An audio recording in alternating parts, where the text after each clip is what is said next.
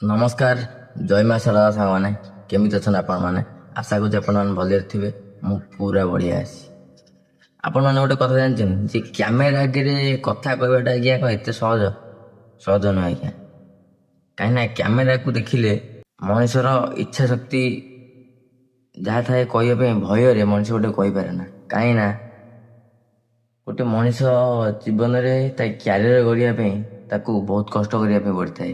ସେମିତିରେ କାହାର କ୍ୟାରିୟର ଗଢ଼ି ନଥାଏ।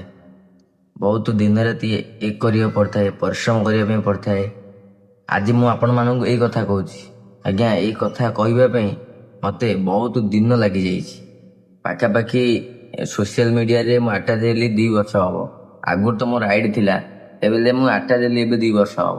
ତ 2 ବର୍ଷ ଭିତରେ ଆଜ୍ଞା ମୋର ଆଜି ପର୍ଯ୍ୟନ୍ତ ବି ନର୍ଭସ୍ ଲାଗେ ଗୋଟେ କଥା କହିଲା ବେଳକୁ।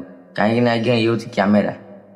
କ୍ୟାମେରା ଆଗରେ ଆଜ୍ଞା କହିବାଟାକୁ ଏତେ ସହଜ କଥା ନୁହେଁ।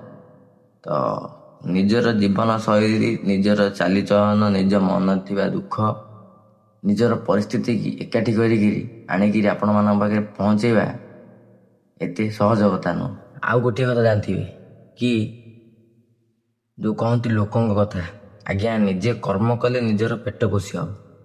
ଲୋକଙ୍କ କଥା ଶୁଣିଲେ ଆମର କେବେ ହେଲେ ପେଟ ପୋଷି ହେବନି। ଦ୍ୱିତୀୟ କଥା ଯେ ଆପଣ ନିଜେ ନିଜ କର୍ମ କରିଚାଲନ୍ତୁ। ଲୋକ ତ ଆଜ୍ଞା କହିବେ, ଲୋକଙ୍କ କାମ ହେଲା କହିବେ, ସିଏ କହିବେ। ତ ଆମେ ନିଜର କର୍ମ କରି ଚାଲିବା।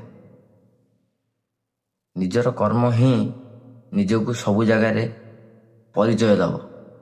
ଯେ ପିଲାଟା ଏଇଠି କାମ କରୁଛି, ସେ ପିଲାଟା ସେଠି କାମ କରୁଛି, ପିଲାଟା କଷ୍ଟ କରୁଛି କି ଏ ପିଲାଟା ବୁଲୁଛି।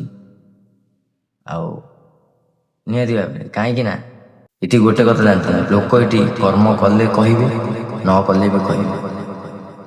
ଭାବୁଛି ଆପଣମାନଙ୍କୁ ଭିଡ଼ିଓଟି ଭଲ ଲାଗିବ।